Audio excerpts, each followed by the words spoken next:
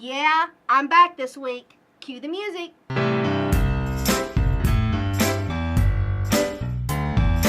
On today's episode, I want to cover a scenario that includes a fairly large diagram and kind of help you figure out how things work.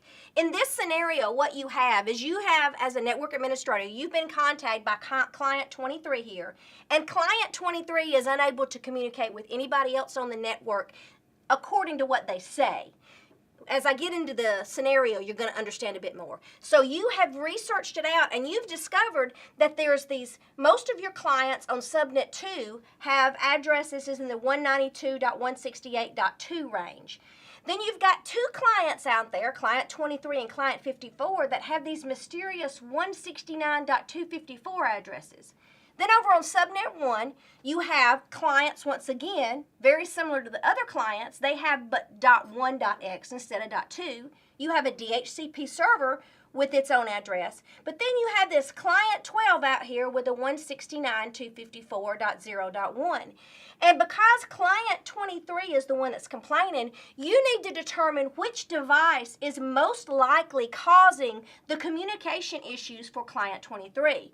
Now, you might want to go with this first answer and say, you know what? Client 23 can't communicate, so client 23 is the problem. And you would be wrong. Client 23 has something on it, this address right here, and the key to it is the beginning of the address, 169.254. That tells me that this is an Apipa address. Apipa stands for Automatic Private IP Addressing, and this is a Windows thing where if a client is unable to contact, if they're configured for dynamic IP addressing, and they are unable to contact a DHCP server, they will get this address or somewhere in this range configured automatically on them, and they will keep trying to reach the DHCP server at certain intervals.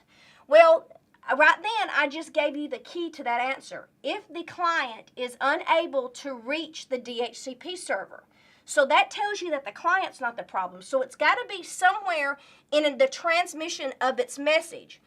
Is the problem with the router, or is the problem with the DHCP server? Well, normally I would say it was with the router. If the Apipa addresses that you have, if you'll notice here, client 54 has an Apipa address as well. If only the clients that were having problems or had the misconfigured address were on this router, on this side of the router, on this subnet, I would say your problem was with the router, because a router needs a relay agent to relay those messages to the DHCP server to get that IP address. But in this case, look what happened right here. You've got a client on subnet 1 that is also not receiving a correct IP address. And that client can communicate with the DHCP server without going through the router. So that tells me that your problem lies with your DHCP server and not your router. Now, I've got this down here, relay agent. Your router will act as a relay agent. So this was kind of a trick question, because B and C should technically be the same thing. Somewhere on this network, usually the router, there is a relay agent to relay those DHCP requests to the DHCP server, because they will not naturally go through the router.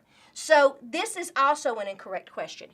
To give you an idea here about this, when you have a client configured with an Apipa address, it can only communicate with clients on the same subnet that also have Apipa addresses. So in this case, client 23 would be able to communicate with client 54, but they would not be able to communicate with any of the other clients on this network, nor would they be able to communicate with any clients off of the network. And now you're wondering here, well, you know what?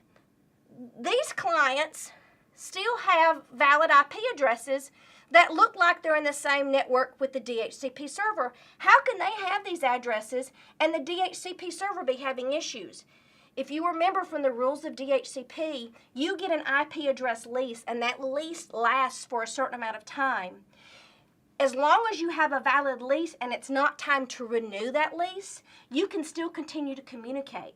So the DHCP server could be down, And these guys could still be working just fine because they have a valid IP address list that has not expired. So they still are able to work. And that, in a nutshell, is how to recognize Apipa addresses and how to understand whether the issue is with your router or the relay agent or with your DHCP server.